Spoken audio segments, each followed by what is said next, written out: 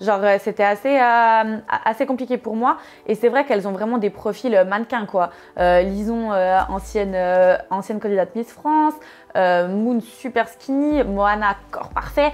Et moi, déjà, j'avais pas forcément confiance en moi. Et en plus de ça, j'étais la seule avec des formes. Mais vraiment, j'étais la seule qui avait des bonnes cuisses, qui avait un peu de bidon. Et du coup, ouais, ça, c'était un complexe pour moi. Genre, vraiment.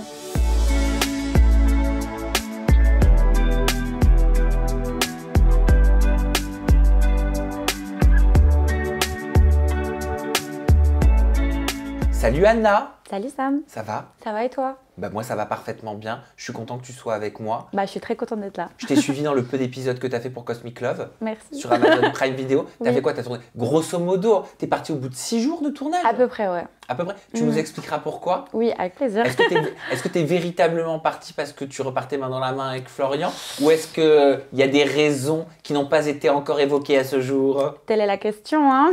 Je pourrais te la poser? Avec plaisir. Et tu répondras? Avec plaisir. Sans langue de bois? Sans langue de bois. Bon, c'est parfait. Alors vous l'avez compris, si vous l'avez suivi sur Amazon Prime Video, Anna, vous l'avez découvert dans Cosmic Love, la télé-réalité avec les éléments, le feu, l'air, la terre, c'était toi Exact. derrière, et les Cosmic Lovers présentés par Nabila.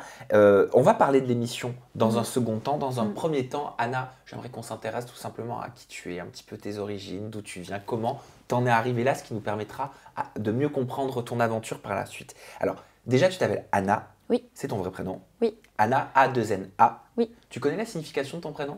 Non, pas du tout. Je te le dis? Avec plaisir. Ok. Alors, Anna, c'est d'origine hébraïque.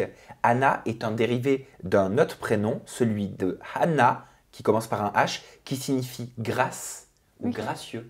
Oh, ok, je savais pas. C'est joli. Bon, j'espère bien représenter mon prénom.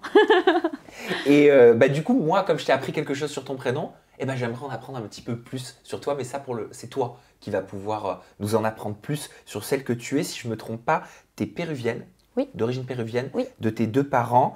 Tu es née, non? Non, je suis moitié-moitié. Je suis péruvienne et suisse. Ah oui, exact. Voilà. Tu es née et tu as grandi en Suisse.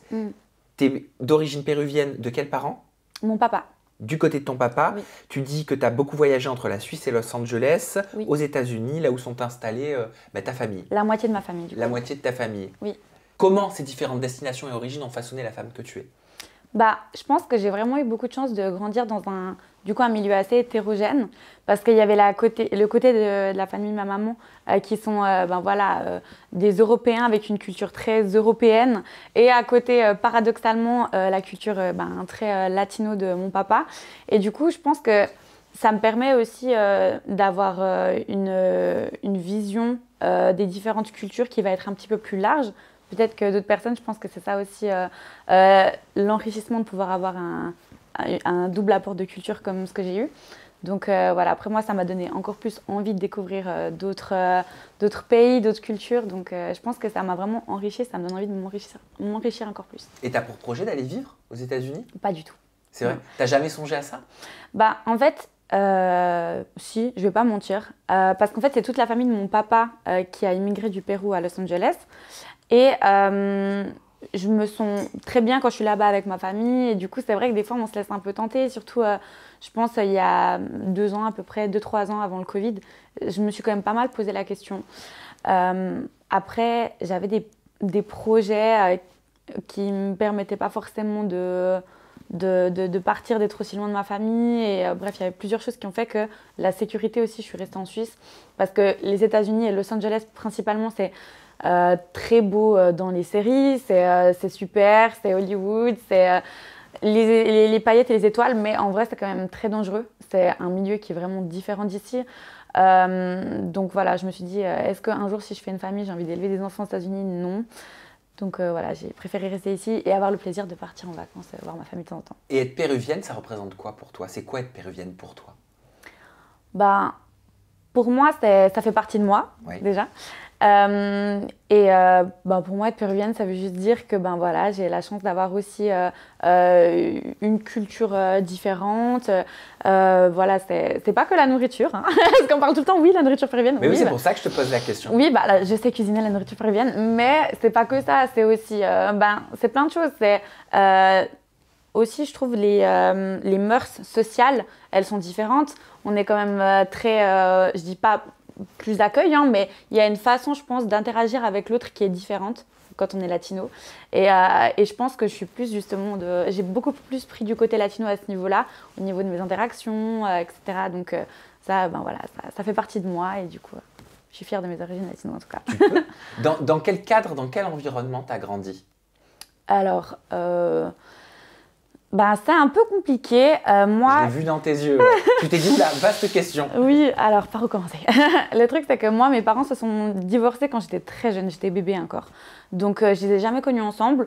Pour moi, c'était pas forcément problématique parce que j'ai toujours vécu ça comme ça. Donc, il y avait chez papa et chez maman. J'ai grandi avec ma maman et mon grand frère. Mais après, moi, j'avais une maman qui était très malade. Et en fait, pendant beaucoup d'années, on ne savait pas ce qu'elle avait parce qu'en fait, elle a une maladie qui est relativement rare, qui à l'époque, en tout cas quand elle a été décelée, était rare. Qu'est-ce qu'elle a comme maladie? C'est une spondylarthrite ankylosante. C'est une maladie auto-immune qui fait dégénérer les articulations, etc. Donc ça veut dire du mal à marcher, des douleurs au niveau des articulations? Exactement, exactement. Et du coup, c'est relié à plein d'autres symptômes aussi parce que c'est une maladie qui se manifeste à travers des crises. Et du coup, ces crises peuvent provoquer d'autres symptômes encore. Et énormément de fatigue, etc. Donc, petite, moi, je voyais ma maman malade, c'était très difficile. Enfin, après, je ne vais pas forcément me plaindre parce que j'ai eu une chance énorme d'avoir une famille très soudée, d'avoir des grands-parents maternels qui étaient très présents, donc qui nous ont beaucoup aidés, qui ont participé à me... J'ai les mots qui viennent un peu des fois dans d'autres langues. À m'élever. Ça se dit? Oui, tu peux même les dire dans d'autres langues aussi. Non, non, mais ça va aller, mais ils ont participé à mon éducation, etc. Donc, j'ai eu de la chance d'avoir des grands-parents très présents. Et un peu plus tard, après, je suis allée vivre dans l'adolescence chez mon papa. Donc, du coup, je suis passée de la culture très européenne, comme je disais avant, à tout l'inverse, avec un papa qui me parle que espagnol, qui vit encore beaucoup dans sa culture. Et voilà, c'était très intéressant pour moi et ça m'a aussi permis, je pense, de débloquer une capacité d'adaptation différente aussi. Donc voilà. Et tu parles très librement de la maladie dont tu es touchée, qui est l'endométriose. Oui. Pour ceux qui ne savent pas encore ce que c'est, tu peux nous expliquer avec tes mots ce que c'est l'endométriose. Alors avec mes mots. Donc je ne suis pas médecin, donc si je fais des petites fautes, juste on s'éduque ensemble, hein, on ne se tire pas dessus. Mais du coup, l'endométriose, c'est une maladie de l'utérus. Et en fait, dans l'utérus, on a ce qui s'appelle l'endomètre. L'endomètre, c'est le tissu qui tapisse l'utérus et qui va se recycler une fois par mois et qui va s'évacuer au travers des règles. C'est le tissu qui va permettre la nidation au moment de la fécondation s'il doit y avoir bébé. Et en fait, quand on a de l'endométriose, ce tissu, quand il se reforme justement après les règles, au lieu de se reformer dans son milieu prédestiné, donc dans l'utérus, il va se multiplier dans d'autres zones. Ça peut être autour des organes génitaux, ça peut même aller autour des organes intestinaux, etc. J'ai entendu des témoignages de femmes qui en avaient même dans les épaules, dans les yeux. Donc voilà, c'est une maladie qui peut être très handicapante. C'est une maladie qui touche une femme sur 10. Après, il faut quand même dissocier parce qu'il y a plusieurs niveaux de maladie. On peut se sentir plus ou moins touché par les symptômes et ça peut être plus ou moins grave. Mais du coup, voilà, avec mes mots. Est-ce que c'est par rapport à ce que tu viens de nous expliquer que tu disais j'ai fait une hémorragie interne avec un endomètre de 7 cm? C'est pas exactement ça. Alors, parce que je souhaitais comprendre. Oui, t'as vu ça dans ma vidéo, j'imagine? Oui. Oui, ok. Alors, moi, c'était pas un endomètre de 7 cm, c'était un endométriome. Un endométriome, justement, c'est cette matérialisation de l'endomètre, donc de cellules d'endométriose, qui se fait en dehors de l'utérus. Et du coup, en fait, ça fait un peu comme une espèce de petite tumeur de cellules. Et moi, j'en ai eu une, justement, qui s'est formée au niveau de l'ovaire droite. Et ce qui s'est passé, c'est qu'en fait, moi, j'étais pas au courant que j'avais de l'endométriose. Depuis, je pense que rétrospectivement, depuis mon adolescence, j'avais des symptômes d'endométriose. Sauf que voilà, on vit dans une société où on étouffe beaucoup les petites douleurs et on met beaucoup tout sur le fait, voilà, on est des femmes, on est des jeunes femmes, c'est normal d'avoir des douleurs selon la médecine. Voilà, certaines on dirait plus douloureuses que d'autres. Moi, c'est ce que j'ai toujours entendu. Hein. Exactement. Mais moi, c'était pas que les règles. Hein. Il y avait d'autres symptômes, beaucoup de fatigue. Je tombais dans les pommes pour un rien. Voilà, et du coup, ce qui s'est passé, c'est que moi, il y a environ un an pile poil, d'ailleurs, c'était au mois de février, fin février l'année passée, j'ai eu une forte douleur dans le bas du ventre à droite. Je suis allée à l'hôpital et justement, on pensait que c'était crise d'appendicite, etc. C'était pas le cas, on m'a renvoyée à la maison avec du Doliprane. Et en fait, je faisais une hémorragie parce que cet endométriome, donc cette petite tumeur d'endométriose, en fait, qui n'était pas petite d'ailleurs, elle faisait 9 cm quand on me l'a extraite, elle s'est déchirée et en fait, ça m'a fait une hémorragie interne. Donc voilà, c'est comme ça qu'on m'a décelé l'endométriose, du coup, c'est à la suite de cet événement-là. Et de ton côté, l'endométriose, elle touche tes 2 ovaires, elle touche également l'intestin, c'est ça? Non. Alors moi, c'était surtout le côté droit. J'en ai eu un petit peu sur les intestins. Ça, ils l'ont remarqué quand ils m'ont opéré. J'en ai eu aussi un petit peu autour de la vessie, etc. Mais j'ai de la chance de ne pas avoir de symptômes qui sont liés justement du coup à l'endométriose sur les intestins. J'ai pas de problème particulier à ce niveau-là. Donc ouais, moi, c'était vraiment plus au niveau plutôt des ovaires, enfin de l'ovaire. Ça te fait souffrir? Oui, oui, oui, beaucoup. Moi, en fait, depuis qu'on me l'a décelé, et depuis que j'ai été opérée, j'ai plus de crises, ou peut-être que j'arrive plus facilement à les identifier, je sais pas. Mais en tout cas, je sais que depuis mon opération, j'ai plus de douleurs, ça c'est sûr. Mais comment ça se fait? Alors, l'opération, elle ne soigne pas l'endométriose. D'accord. L'opération, elle est uniquement à but de retirer l'excès de cellules.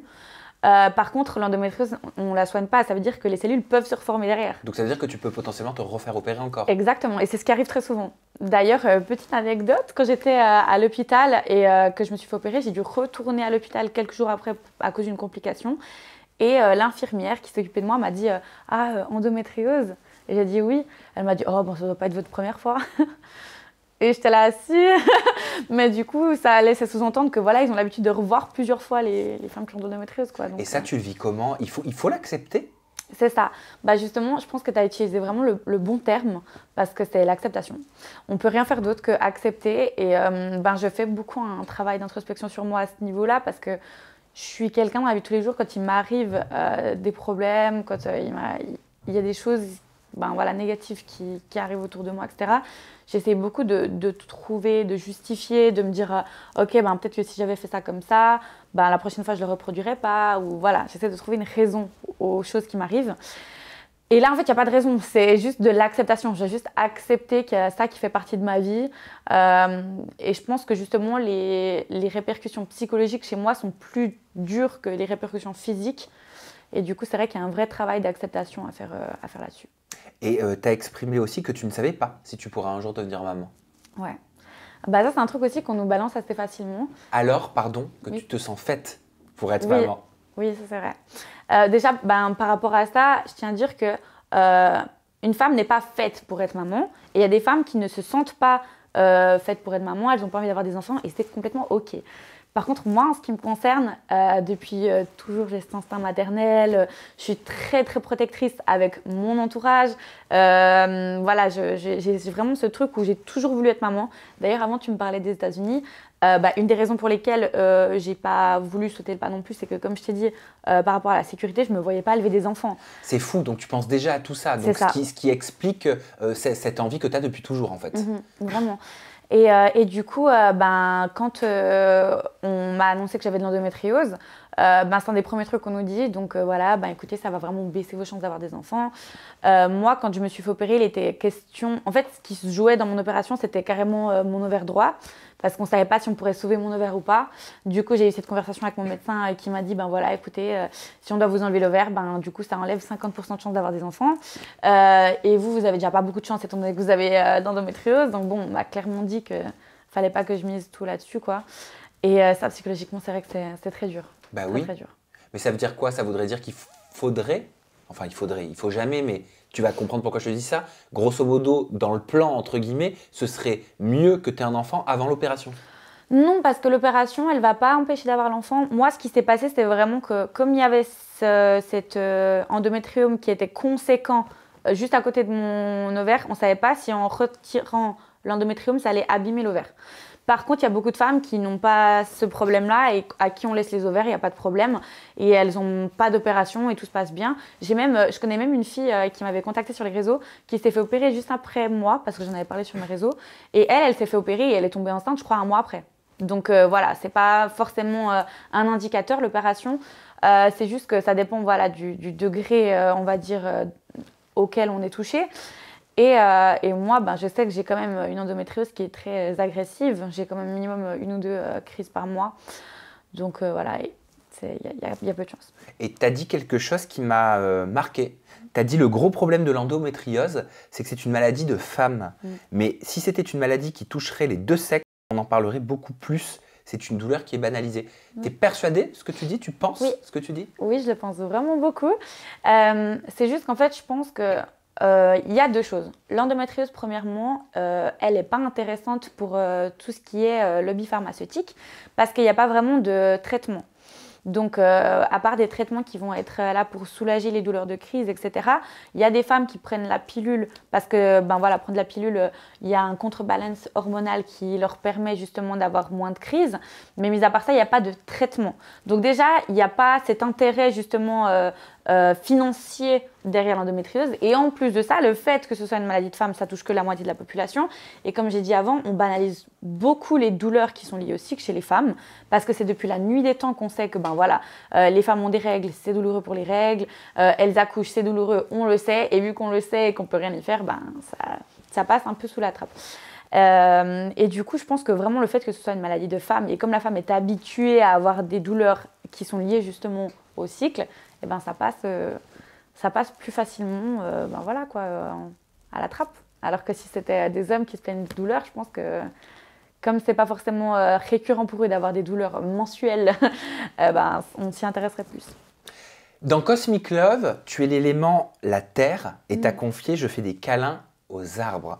Est-ce que c'est parce qu'on t'a attribué l'élément de la terre que t'expliquais que tu faisais des câlins aux arbres ou alors tu y trouves véritablement un attrait, un intérêt? Alors franchement, j'adore la nature. Du coup, moi, je suis vraiment quelqu'un... moi, ça me ressource. Les animaux et la nature, ça me fait vraiment énormément de bien. Paradoxalement, je suis quelqu'un de très citadine, donc je ne me verrais pas forcément habiter à la campagne. Mais c'est vraiment quelque chose qui me ressource. Chez moi, j'ai plein de plantes, c'est clairement une jungle. Et ouais, ça me fait du bien. Je me sens bien dans la nature. Les animaux, ça fait vraiment... beaucoup pour moi, donc non, alors c'est réel, genre moi je peux vraiment faire des câlins aux arbres et ça me ressource vraiment. Mais tout ce qui est lié à la nature, par exemple, tout bêtement, mais voir un coucher de soleil, moi ça regonfle mes batteries pour une semaine, quoi. Alors donc, attention, c'est pas du tout un jugement parce que c'est quelque chose de tangible, c'est la sylvothérapie, ça consiste à câliner, enlacer les arbres pour bénéficier de leur énergie réparatrice.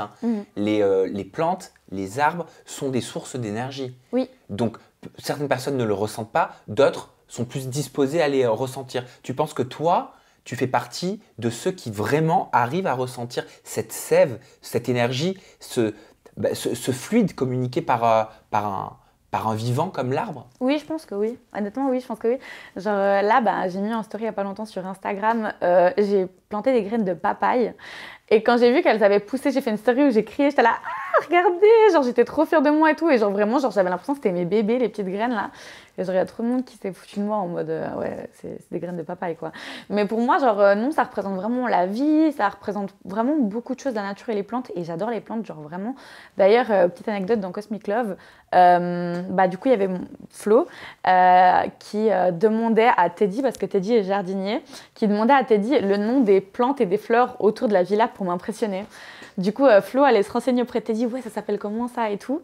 Et après, il venait vers moi, il me disait, ouais, moi je sais le nom de cette plante et tout pour m'impressionner. Du coup, c'était assez marrant parce qu'il savait que c'était quelque chose qui était vraiment c'est mon délire et puis ça m'intéresse, donc voilà. T'as confié. Je n'ai pas été surprise d'être sollicitée via mon compte Instagram parce que cela m'était déjà arrivé. Les fois précédentes, c'était pour des programmes diffusés sur les chaînes nationales comme Les Princes de l'amour sur W9 et La Villa des Cœurs brisés sur TFX. Mais pour une fois, cette proposition me dirigeait vers une plateforme comme Amazon Prime Video qui me semblait plus qualitative. En quoi Amazon Prime Video te semblait plus qualitatif que W9 ou TFX? En fait, je veux pas du tout... sembler péjoratif dans mes propos parce que je pense qu'il y a des très bons programmes de télé qui sont diffusés sur les chaînes nationales. Du coup, genre vraiment, je veux pas qu'on pense que je péjore ça ou que je pense que les plateformes sont plus intéressantes. C'est juste que, en fait, je pense que c'est plus par rapport au niveau du public cible. Par exemple, si on diffuse un programme à 1 heure de grande audience avec un public très large, les gens qui vont regarder et te juger ne sont pas des gens qui ont pris l'effort de faire un abonnement, de cliquer sur la série et de suivre la série. Et je pense que justement, les gens qui allaient regarder la série sur Prime sont des gens qui allaient être intéressés par le concept, qui voilà, allaient, en guillemets, faire l'effort d'aller consulter la plateforme pour voir l'émission. Et du coup, je me suis dit que c'était plus intéressant justement d'avoir ce type de public qui allait directement avoir un intérêt pour l'émission et pas qui allait regarder l'émission parce que ça passe à la télé à 1 heure de grande audience. C'est intéressant ton analyse, je trouve. Enfin, je me permets. Merci. Ouais, non mais c'est vrai, Okay. Je trouve la façon dont tu le prends, cette histoire d'engagement, le fait dans un choix, de se dire je suis abonné, je décide d'aller regarder cette émission, ça semble même différent que le simple streaming entre guillemets auquel on a tous accès depuis plus de 10 ans maintenant. Oui, bien sûr. Bah, moi, je pense que c'est vraiment ça la différence des plateformes et je pense aussi que c'est pour ça que les nouvelles télé-réalités qui vont fonctionner seront sur des plateformes. Parce que les gens vont les consulter parce qu'ils seront intéressés par l'émission qui est proposée et ils ne vont pas regarder ça comme un simple divertissement de fond de cuisine quand ils seront en train de faire leur truc du quotidien. Mais ça veut dire quoi? Ça veut dire que tu avais moins l'impression d'être une candidate de télé-réalité sur Amazon Prime que sur W9? Non, pas du tout, parce que je savais dans quoi je m'engageais, je savais que c'était une télé-réalité et je savais que le fonctionnement serait le même. Par contre, je me disais que du coup, les gens qui allaient regarder seraient justement plus intéressés justement par le concept de la télé-réalité qui teste l'astrologie, des choses comme ça. Et du coup, je trouvais que c'était un petit peu plus qualitative et un peu plus... je sais pas, que genre, ça nous mettait un petit peu plus en valeur quand même. Ça veut dire que les Marseillais ou la Villa des Cœurs Brisés, tu n'aurais pas accepté? Non. Après, là, j'ai pas forcément d'intérêt pour la télé-réalité en elle-même.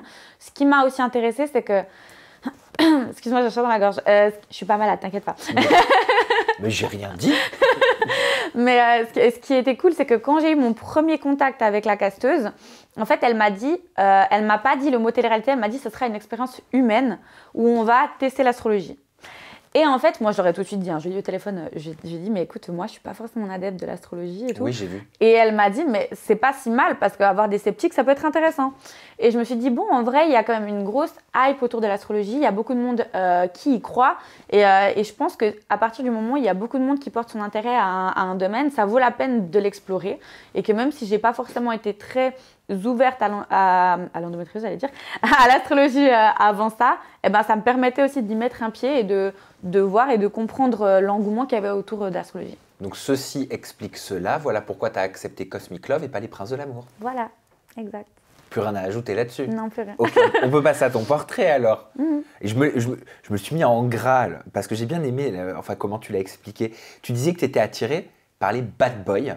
Voilà, et en parlant des bad boys, tu disais, pour moi, bad boy, c'est une façon de qualifier de manière péjorative un homme qui n'est pas prêt à entamer une relation stable et qui ne s'intéresse pas à moi pour les bonnes raisons. Mais comment on peut être attiré par quelqu'un qui ne s'intéresse pas à soi pour les bonnes raisons?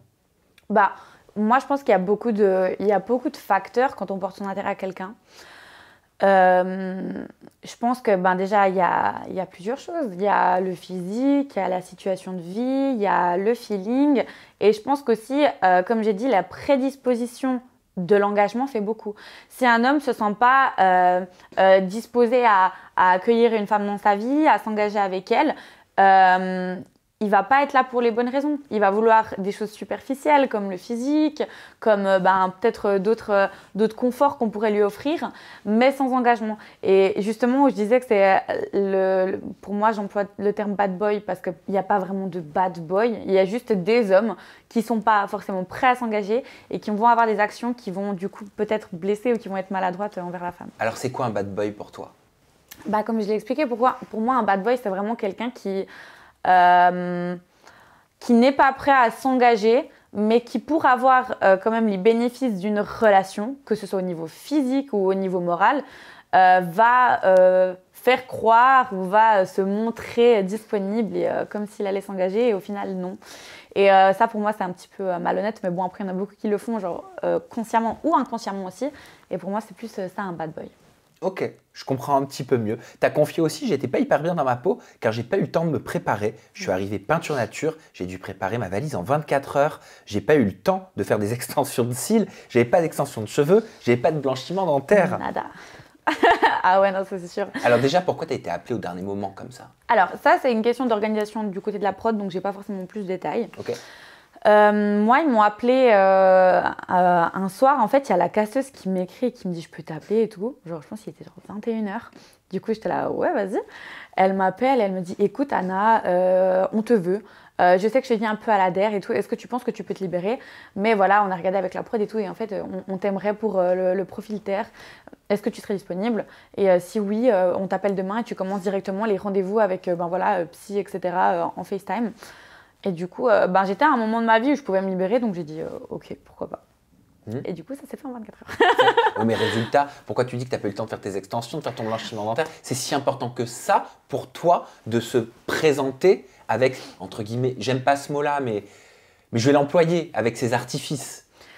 En fait, je pense que quand on se retrouve dans un cadre nouveau, avec des personnes nouvelles, que c'est une nouvelle expérience, on est déjà hyper déstabilisé.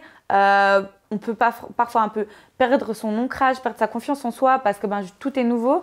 Et je pense que justement avoir ce type d'artifice peut nous permettre de rassurer notre confiance en soi au travers de ces artifices et se dire ok, whatever, genre même si je suis pas au top, physiquement ça tient la route quoi.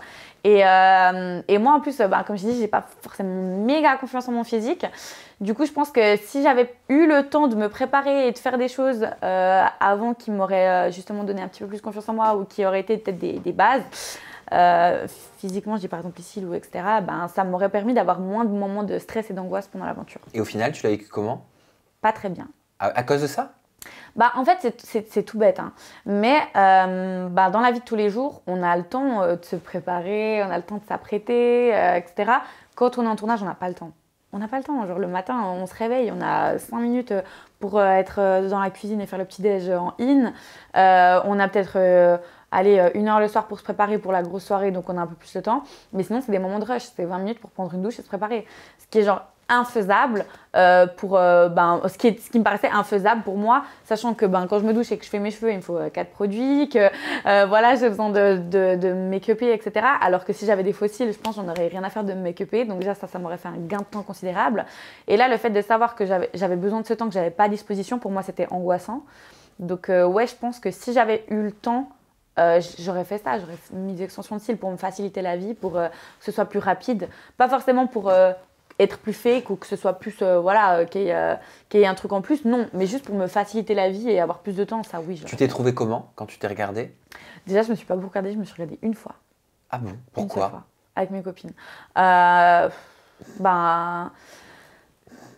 je pense qu'on a toujours une image qui est plus négative de soi-même parce qu'on est très critique envers soi-même. Et comme on connaît déjà ces, entre guillemets, défauts, les choses qu'on n'aime pas chez soi, on le voit tout de suite à la télé. Donc moi, je me suis pas forcément beaucoup aimée à la télé.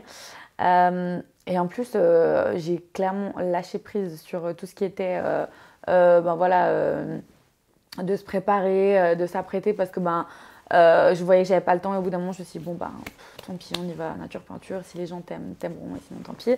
Et du coup c'est vrai que des fois je vois mes outfits, je suis là en mode claquettes, chaussettes, training de basket et je me dis purée, j'aurais pu faire un effort quand même. donc ouais, pour le coup j'ai pas forcément aimé me regarder, j'avais pas ce besoin, enfin j'ai vu ce que j'avais à voir et j'avais pas envie de me revoir, j'avais pas besoin de connaître mes phrases par cœur. Et t'as dit, j'étais la seule qui n'était pas skinny, qui avait les formes que j'avais, j'étais pas hyper bien dans ma peau. Ça veut dire quoi pour toi? Ça veut dire que le fait d'avoir des formes, ça te mettait dans une position de malaise vis-à-vis des autres jeunes femmes qui avaient été castées et que tu estimais être skinny par rapport à toi? Ouais, parce que en fait, elles sont magnifiques, hein. Elles étaient super belles et tout. Bon, déjà, il faut savoir un truc, c'est que moi, je suis arrivée après, elles étaient déjà ensemble, en pré-tournage pendant plusieurs jours. Et voilà, genre en mode, je sais pas, je pense qu'elles ont eu le temps de se rassurer entre elles, de beaucoup se parler, d'anticiper un peu l'entrée. Moi pas, moi je suis arrivée, on m'a mis là-dedans.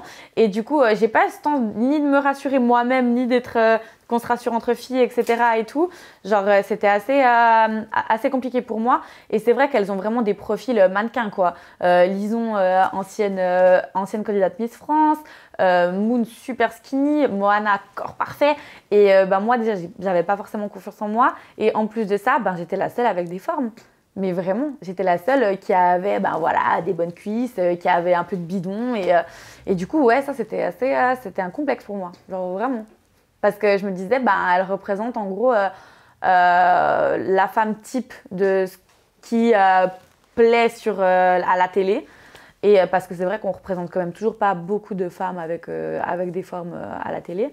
Et je me disais, peut-être que si elles sont là comme ça avec ce type de corps, et que moi je suis la seule qui n'est pas comme ça, peut-être que je vais moins plaire, peut-être que c'est pas forcément ce qui plaît, sinon peut-être qu'ils auraient casté plus de filles avec des formes comme moi. Donc ouais, j'étais un petit peu angoissée. Pourquoi tu es partie au bout d'à peu près 6 jours d'aventure? C'est rapide, hein? Main dans la main avec Florian. Oui. En fait, ce qui s'est passé, c'est que dès mon arrivée, j'étais pas à l'aise. J'étais pas bien. Je pense premier soir déjà, il y avait déjà des membres de la prod dans ma chambre parce que je pétais des plombs. Pourquoi tu pétais des plombs?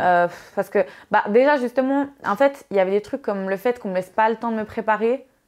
Alors que je leur avais dit en venant, je leur avais dit oui, mais écoutez, moi j'ai pas de cils, rien, il faudrait juste me laisser un peu le temps.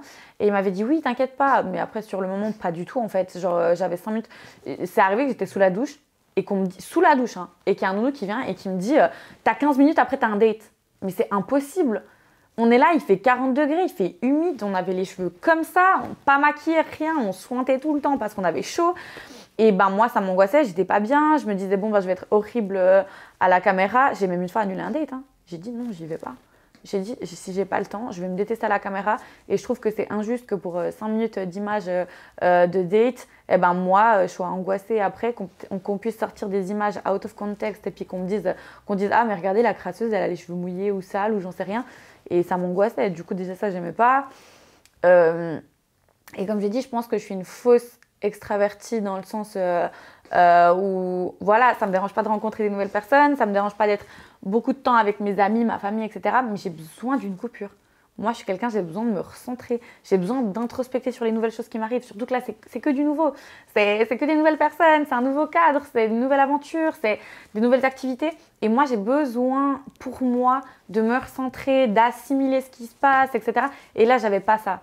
Et du coup, j'étais mal à l'aise, j'étais pas bien. Et je leur ai dit assez tôt, je crois, au bout du 3e jour, que j'avais envie de m'en aller parce que je me sentais pas à l'aise.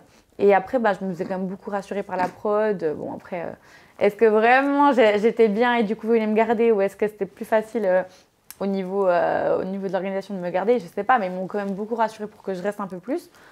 Mais après, voilà, j'étais pas forcément à l'aise. Même dans mes interactions, je me sentais pas forcément libre d'être comme j'étais, etc. Mais après, c'est-à-dire en mode... c'est trop bête, mais moi je suis vraiment dans la vie de tous les jours assez, comme on dit, balèque. Genre en mode, voilà, moi je peux sortir claquettes, chaussettes, pyjama et tout machin.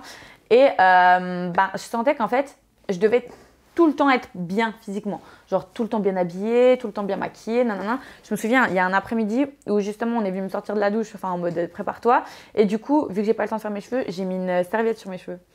Et il y a le soir, il y a une membre de la prod qui m'a dit en mode... ah, mais c'est dommage que tu as gardé tout l'après-midi ta serviette sur les cheveux parce que tu vas pas t'aimer à la diffusion. Et je me suis dit, genre en mode, dans la vie de tous les jours, je m'en fous un peu que les gens me voient comme ça. Et du coup, ça m'a fait cogiter. Je me disais, ah ouais, peut-être qu'en fait, du coup, je vais pas m'aimer si genre je suis un peu en mode, je m'en fiche, quoi. Et du coup, ça me forçait encore plus à, du coup, essayer d'être présentable. Et ouais, ça me mettait des angoisses, j'aimais pas. Mais c'était pas toi, en fait, qui te fixait toutes ces règles aussi strictes? C'est possible, ouais. Parce que tu dis que dans la vie de tous les jours, tu t'en fous d'être en claquettes chaussettes, mais tu pensais quand même à cette anticipation des jugements, des critiques. Qu'est-ce que ça veut dire de toi? Est-ce que c'est parce que tu as peur, quelque part, d'être jugé avec des éléments qui sont sortis du contexte, d'un contexte que toi tu connaîtrais? Non, je pense pas que c'est ça. Je pense qu'en fait, déjà, le fait que je suis arrivée vraiment en rush, ça m'a pas permis de me préparer à tout ce qui allait venir, à cette aventure, à cette expérience. Parce que je pense qu'il y a quand même besoin des fois de faire un chemin de réflexion pour se dire « Ok, je vais vivre ça, nanana. » Genre, quand il se passera ça, voilà, il faudra être OK, il faudra accepter, etc. Et en fait, comme j'ai pas eu le temps de faire ce chemin psychologique de préparation de ce qui allait se passer, eh ben, je suis partie dans un stéréotype de qu'est-ce qu'on aime voir en fait. Ah ok, je comprends. Et je me suis dit en fait, faisons simple. À la télé, on voit quoi? On voit des filles apprêtées, jolies, avec des beaux corps, basta. Et du coup, je me suis dit, bon, ben faisons ça. Et genre, je me suis dit, bon, bah, ok, genre, en mode, je vais essayer d'être le plus voilà, présentable possible et voilà, de rentrer dans le moule parce que, genre, j'ai pas eu le temps de me dire, ok, mais bon, voilà, Anna, genre, en mode. Enfin, bon, après, ça, c'était très physiquement parce que moralement, je pense que j'étais clairement moi-même. Genre, ça se voit d'ailleurs, il y a beaucoup de monde qui me dit, genre, en mode, tu lances les mêmes punchlines qu'en privé. Du coup, à ce niveau-là, c'était ok. Mais après, c'est vrai qu'au niveau physique, avec les seulement 24 heures que j'ai eu avant le tournage, je me suis dit, bon, Anna, ok. On va essayer d'être présentable. En gros, tout a commencé avec, entre guillemets, du retard, quoi. C'est-à-dire de l'empressement. Empressement pour participer, empressement pour se préparer. Donc, résultat, tu étais dans un mood d'empressement, quoi. C'est ça. C'est ça, en gros. Et j'ai voulu faire de moi ce que je pensais qu'on attendait de moi. Oui. C'est ça. Tu penses que ça venait de toi ou... Oui, je pense que ça venait de moi. Je ne veux pas mettre la faute sur la prod parce que, en soi, les autres personnes qui ont vécu l'aventure l'ont beaucoup mieux vécu que moi. Et je pense que du coup, ça vient de moi beaucoup, mais je pense que c'est vraiment lié au fait que j'ai pas eu le temps de me préparer psychologiquement ni physiquement et que ça m'a déstabilisée. Et donc, tu vas pouvoir répondre à la question que tout le monde se pose aujourd'hui. Pourquoi? Quelle est la véritable raison qui fait que tu quittes cette aventure au bout de 6 jours? Est-ce que c'est véritablement parce que tu repars main dans la main avec Florian? C'est un combiné de situations, on va dire. Parce qu'en fait, comme j'étais pas forcément à l'aise, ce qu'il faut savoir par rapport à Flo, c'est que réellement, moi, c'était mon pied dans l'aventure. Hein. Ça, c'est pas faux. Il y a aucun rapprochement qui est faux. Il y en a qui n'ont pas été montrés, mais il n'y a rien qui est faux. Il n'y a rien qui est faux dans le sens où Flo, c'était vraiment mon pied dans l'aventure. Et après, moi, je suis quelqu'un, je ne peux pas directement, quand je kiffe un mec, être en couple avec. Genre, moi, j'ai besoin de passer par des étapes d'amitié, des étapes de confiance pour m'imaginer avec la personne. Et en fait, Flo et moi, on a grave construit ça. En fait, beaucoup aussi, c'est de l'amitié. Ça se voit pas à la caméra et c'est dommage, mais on rigolait tout le temps. On avait vraiment une bonne cohésion entre nous. Et en fait, ce qui s'est passé, c'est qu'il savait très bien mon état d'âme. Il savait que j'étais pas forcément à l'aise dans l'aventure, que voilà, il y avait des petites choses qui me gênaient. Et du coup, il savait que j'avais pas forcément envie que ça dure trop long pour moi et que j'avais déjà l'impression d'avoir vu ce que j'avais à voir au bout de 3-4 jours. Et du coup, en fait, quand j'ai décidé de partir, je suis allée voir Flo et je lui ai dit, très honnêtement, je vais y aller. Voilà, je pense que j'ai fait et vu ce que j'avais à faire et à voir dans cette aventure. Est-ce que toi, tu veux rester ou est-ce que, vu qu'on a cette complicité ensemble et qu'on était vraiment beaucoup ensemble et qu'on n'avait que ça entre nous, est-ce que tu veux rester ou est-ce que tu veux qu'on parte ensemble? Parce que moi, ça me ferait plaisir qu'on parte ensemble. Et il m'a dit non, directement, il m'a dit non, c'est bon, je pars avec toi. Genre, j'ai rien à faire là si je suis pas avec toi. Donc ça venait de toi, ce départ? C'est toi qui avais envie de partir? Pour toutes les raisons que tu nous as évoquées avant? Oui. Et mais la prod l'a compris. Hein. Au début, ils m'ont dit, mais ils ont essayé de me rassurer justement sur mes insécurités en mode non, tu donnes bien la caméra, les gens t'apprécient, enfin c'est bien. Mais voilà, je savais que j'avais fait ce que j'avais à faire et moi je suis quelqu'un qui m'écoute quand même beaucoup parce que j'ai pas envie de mettre sous silence certaines de mes émotions et d'en en pâtir après quand ça redescend. Du coup, je me suis dit bon bah là je me sens pas de rester. Donc je vais y aller et j'ai dit à Flo et Flo m'a dit bah ok pas de souci on repart ensemble de toute façon c'est fou. Donc il décide de partir avec toi, il accepte de partir avec toi, il y avait une véritable alchimie entre vous et c'est pas pour rien que vous aviez ce lien. C'est quoi le terme dans l'émission quand vous on était des connexions astrales. Voilà. C'est pas pour rien. Merci que c'était ta connexion. Si c'était ta connexion, pourquoi vous êtes bloqué après dans la vraie vie sur les réseaux? Après on s'est connus dans un contexte où vraiment Flo, c'est quelqu'un, il était très rassurant avec moi. Donc, je me sentais très bien avec lui. En fait, moi, je lui ai dit en off, justement, un peu ces trucs qui ne me plaisaient pas trop, que j'étais un peu mal à l'aise. Et il me réconfortait beaucoup. Il était un bon soutien pour moi. Et dans ce cadre-là, c'était bien. On avait une bonne relation. Après, il faut dire que déjà dans l'aventure, on savait qu'on était des radicaux opposés. Typiquement, je t'ai expliqué avant que moi je suis quelqu'un de très nature, j'aime les animaux et tout. Lui, il me cassait trop dans mes délires. Genre, des fois, on était posés comme ça le matin et je disais waouh, on a trop de chance d'être dans une aussi belle maison et tout. Genre, regarde la vue comme elle est belle. Et lui, il était là, ouais, c'est une vue quoi. Et des trucs comme ça, où moi, ça me cassait, alors que moi, c'est des trucs qui me font du bien et je me rendais compte que c'était pas du tout pareil pour lui. Et pour plein de trucs, on était super différents. Et je pense que c'est ces différences qui ont conclu à une mauvaise entente dans la vraie vie. Parce que quand on est en aventure, je pense qu'on lisse beaucoup de choses parce qu'on sait qu'on n'a pas le choix, on est avec ces personnes-là. Donc, autant prendre le positif qu'on peut avoir de chaque personne pour vivre au mieux possible notre aventure. Et c'est ce qu'on a fait avec Flo. Sur certains points, on était vraiment très connectés et ça se passait très bien. Et sur d'autres, moins bien. Et c'est ces points qui ont pris le dessus dans la vraie vie. Mais de là à bloquer, faut en faire quand même, non? Après, le truc, c'est que faut avoir fait quelque chose en tout cas pour être bloqué, non? Non, mais pas forcément. En fait, on s'est vus dans la vraie vie et on s'est revus après l'émission. Et en fait, on s'est rendu compte que sur un plan amical, ça se passait bien, mais que sur un plan relationnel plus, ça se passait pas bien. Et après, le truc, c'est que une chose en entraînant une autre, on a eu des désaccords qui le regardent aussi beaucoup, donc je vais pas me permettre de parler de sa vie privée. Mais voilà, on a eu d'autres désaccords et je pense que on s'est bloqué pas par haine ou je sais pas quoi, mais juste parce qu'en fait on ne s'intéressait plus l'un l'autre, quoi. C'est juste ça. C'est bizarre, mais moi quand je m'intéresse pas à quelqu'un, je suis indifférent, quoi. Ouais, mais après on avait quand même, tu sais, quand t'as quand même vécu des choses avec l'autre et tout, t'as pas forcément envie de retomber sur des photos de la personne en fil ou je sais pas quoi. Enfin, c'est quand même quelqu'un avec qui j'ai eu une bonne connexion, on a vécu des trucs ensemble et tout, et j'ai été quand même déçue de l'après-show. Et du coup, j'avais pas forcément envie de retomber sur du contenu. Donc c'était bloqué plus dans... Il n'y avait pas forcément une symbolique, mais dans la pratique même, j'avais juste plus envie de tomber sur son contenu. C'est toi qui l'as bloqué? Je crois qu'on s'est bloqué les deux, plus ou moins au même moment. Hein. Je crois pas qu'il y a eu un avant l'autre. On était assez d'accord sur nos feelings respectifs. Alors on se bloque mardi à 22h, ok? Non, mais c'était juste en mode on a eu un désaccord et après ce désaccord, naturellement, on s'est bloqué et puis c'est tout. Et est-ce que c'est à Vincent dont tu faisais référence quand tu disais je me suis bien entendu, j'ai des rapprochements avec certains, mais ça n'a pas été montré? Ouais, c'est ça. En gros, Vincent, en fait, dès qu'on est arrivé, donc quand on était assis sur nos petits sièges et qu'on voit les mecs arriver, il y a eu un feeling de fou, mais genre amical, je pense. En mode, vraiment, on a direct commencé à rigoler, à parler, on a eu les mêmes blagues et tout. Et du coup, en fait, direct, pour la petite anecdote, j'ai dit, toi, t'es mon BFF. Et c'est un truc qui est beaucoup resté après parce que du coup tout le monde était allé tout le monde allait voir Vincent en mode mais elle t'a appelé BFF, c'est une friendzone. Et même moi la prod me disait mais tu te rends compte que si tu l'appelles BFF, il va penser que c'est friendzone. Et du coup moi j'ai réfléchi et on a eu un peu ces quelques jours où on savait pas trop, genre on s'entendait vraiment super bien, il y avait vraiment un gros feeling. Mais ça s'est conclu par de l'amitié parce que finalement c'était ça en fait, c'était quand même vraiment que de l'amitié et il n'y avait pas forcément d'attirance physique ou comme ça, donc vraiment c'était une trop bonne amitié et je pense que c'est pour ça que ça s'est pas vu à la caméra, c'est parce que c'était pas intéressant dans le contexte d'un dating show genre. Et concernant Nabila, l'animatrice du programme, tu as dit c'est une femme qui représente une évolution de la femme de la télé. Elle a été réduite par son image, on l'a mis dans une case au début de sa carrière, mais elle a réussi à changer son image, c'est une businesswoman. Oui. Elle a été réduite par son image au début de sa carrière, pourquoi? Alors, je pense qu'au début de la télé, parce que ça fait quand même un moment maintenant, je pense que ça va faire quoi, une dizaine d'années qu'elle a commencé? Ah oui, un peu plus même, je pense. Ouais. Il y avait quand même encore une image très stéréotypée de la femme qui véhiculait au travers des écrans. Je pense qu'on était vraiment plus sur une femme objet. Ça se voyait beaucoup si on regarde par exemple des plateaux télé de l'époque.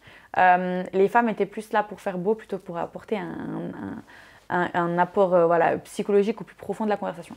Elle a voulu donner cette image de femme objet. Je pense qu'elle a fait sa première aventure et elle a vu les retombées et ce qui ressortait, parce qu'il faut dire aussi qu'au montage on te donne l'image qu'on a envie de te donner. Et elle, c'est le fait qu'elle était très rigolote, qu'elle était très sans filtre et qu'elle était aussi jeune et que c'était ses premières expériences. Et en fait, ils ont retenu que ça. Et du coup, je pense qu'elle s'est dit, vu qu'ils retiennent que ça, je vais leur donner ce qu'ils aiment. Et au fur et à mesure, elle a réussi à capter l'attention des téléspectateurs en donnant justement ce que les téléspectateurs voulaient d'elle. Par contre, là où je trouve qu'elle a été très intelligente, et c'est pour ça que je l'appelle businesswoman, elle a su évoluer avec son temps, évoluer avec les mœurs qui ont évolué et montrer aussi une facette d'elle où justement, elle est aussi une femme avec une famille, avec des obligations, avec un point de vue sur beaucoup de choses. Et d'ailleurs, je suis souvent assez d'accord avec elle. Et quand elle parle très franchement, sans du coup se donner ce rôle de télé, je trouve que c'est une femme qui est très intelligente. Moi, j'ai discuté un petit peu avec elle en off, et même quand on s'est vu justement à l'avant-première de Prime. Et c'est une femme, en fait, elle vraiment, quand on parle avec elle de façon posée, elle est vraiment très intelligente. Et elle sait vraiment ce qu'elle fait. Du coup, pour moi, c'est une businesswoman qui a su jouer de son image pour arriver là où elle en est aujourd'hui. Et justement, maintenant où elle en est, où elle veut, elle a le pouvoir et l'influence et l'audimat de véhiculer ce qu'elle a envie. Tu dis elle a été mise dans une case. Selon toi, elle a été mise dans une case ou elle s'est mise dans une case toute seule? Non, je pense qu'on l'a mise dans une case et qu'elle a su accommoder la case comme elle a envie de l'accommoder. Dans le sens où on avait envie d'elle, qu'elle soit la jolie femme un peu bébête, un peu bimbo. Et elle s'est dit, ok, ben, je vais être encore plus que vous vouliez de moi. Et ben, je vais prendre tout l'intérêt que vous pouvez me donner. Et après, ben, elle en a fait ce qu'elle en voulait. Mais pour moi, elle a su justement capter ce que les autres voulaient d'elle et le façonner à sa façon. Et j'ai vu que tu étais aussi sur Mime, donc l'application de contenu privé. Oui. Qu'on poste, moyennant comment on appelle ça, un abonnement, tout simplement. Qu'est-ce que tu postes dessus? Est-ce que c'est de la peinture? Est-ce que c'est de l'érotisme? Ou est-ce que c'est de la pornographie? Ok, alors aucun. Je l'ai expliqué un petit peu au travers d'une vidéo. En fait, déjà, moi, j'aimerais vraiment désexualiser, décomplexer le corps de la femme, dans le sens où pour moi, bon, je pense que, d'ailleurs, j'avais fait un peu un question-réponse et on a un peu interagi avec ma communauté sur Instagram parce que je voulais vraiment avoir la vision d'un plus grand public sur le corps de la femme ou le corps nu en général. Oui. Et en fait, j'ai eu des réponses vraiment hétérogènes dans le sens où, excuse-moi, j'ai un truc qui me chatouille, une poussière ou je sais pas quoi. Pardon. Ne t'inquiète. Je crois que c'est bon. Et en fait, du coup, j'ai eu l'avis des gens qui étaient assez hétérogènes où justement, il y a des gens qui sexualisaient beaucoup le corps nu, d'autres qui le trouvaient artistique, d'autres qui le trouvaient esthétique, d'autres qui le trouvaient pas beau, enfin voilà. Et en fait, je me suis rendu compte que voilà, tout le monde n'a pas forcément la même vision du corps. Moi, je trouve que le corps est beau, je trouve que le corps est artistique. Il y a des photos de moi où je suis un peu plus dénudée, où on ne tombe pas dans le pornographique ni dans le trashy, où je me trouve jolie. Et en fait, j'avais envie de pouvoir poster ces photos dans lesquelles je me trouve jolie.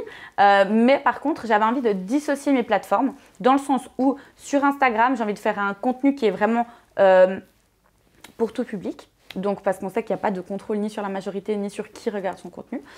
À justement une plateforme où justement c'est plus sécurisé, où il y aura des majeurs, où je sais plus ou moins qui regarde mon contenu. Et je me suis dit, je me sens à l'aise de mettre ces photos où je me trouve jolie et qui sont justement dans la limite de ce qui me semble voilà, correct pour moi-même. Eh ben, je les posterai sur cette plateforme qui est un peu plus contrôlée. C'est marrant, j'ai l'impression que tu te justifies en disant ça, comme si tu devais justifier le fait que sur cette application qui est un peu controversée aujourd'hui, qui suscite beaucoup de discussions, il y avait un peu comme une gêne, tu sais, une honte, et je parle en général, hein, une gêne de se dire ok, je suis dessus, mais qu'est-ce que je vais répondre, qu'est-ce que je vais dire? Pour moi, c'est ok, hein, tu sais, de se poster à partir du moment où c'est assumé, ou à partir du moment où on sait quelles sont les conséquences qui peuvent être derrière. Chacun poste ce qu'il veut, et tu viens de le dire toi-même, c'est en plus, il y a une véritable... C'est un choix quand tu vas t'abonner sur un compte comme ça. Tu vois ce que je veux dire? Ouais, après moi, j'aime dissoudre les amalgames, dans le sens où comme... on retient souvent justement les gros profils de Mime et OnlyFans qui font souvent du porno. Et c'est ça qui va justement créer un peu cet amalgame et cette étiquette de Mime est égal à porno. Et je pense que c'est pas forcément se justifier dans le sens péjoratif, mais je me justifie dans le sens où j'aimerais juste faire une petite parenthèse et dire il n'y a pas que ça. Et moi, je ne fais pas ça. Donc, celles qui le font, qui se sentent à l'aise avec, moi, je trouve que c'est super OK et elles ont grave raison. Grave. Mais moi, c'est juste pas ce que je fais. Mais alors, tu fais quoi dessus? Alors, moi, du coup, il y a des photos un peu plus dénudées que ce que je mettrais sur Instagram, donc lingerie, etc. Je sais qu'il y en a plein qui se sentent à l'aise de mettre sur Instagram, juste moi, j'avais envie de dissocier. Donc, je mets un peu des photos comme ça où je me trouve jolie. Et souvent, c'est des photos qui ont quand même plus un but artistique. Donc avec voilà, une vision derrière. Donc voilà, moi c'est ce type de contenu que je poste. Donc pour les gens qui aimeraient du pornographique ou du érotique, ce ne sera pas sur mon Mime. D'ailleurs, mon Mime est un gros flop parce qu'on va parler français. J'ai chopé que 8 abonnés. Non, maintenant je crois que j'en ai 10. Donc moi j'ai mis un gros disclaimer, genre vous abonnez pas à moi si vous voulez du porno quoi. Et du coup ça a marché, le disclaimer a vraiment fait son effet parce que j'ai pas eu d'abonnés. Après je faisais pas ça pour gagner des milliers et des cents. Donc voilà, j'ai pas forcément été plus que ça déçue.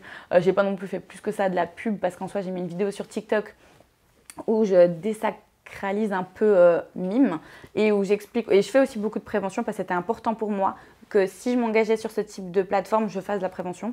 Donc j'ai fait un TikTok où je fais de la prévention et j'explique un peu, mais mis à part ça, j'ai pas fait plus de pub que ça. Donc voilà, c'est surtout mon TikTok où du coup je dis ne vous abonnez pas si vous voulez du porno qui a percé, donc personne s'est abonné.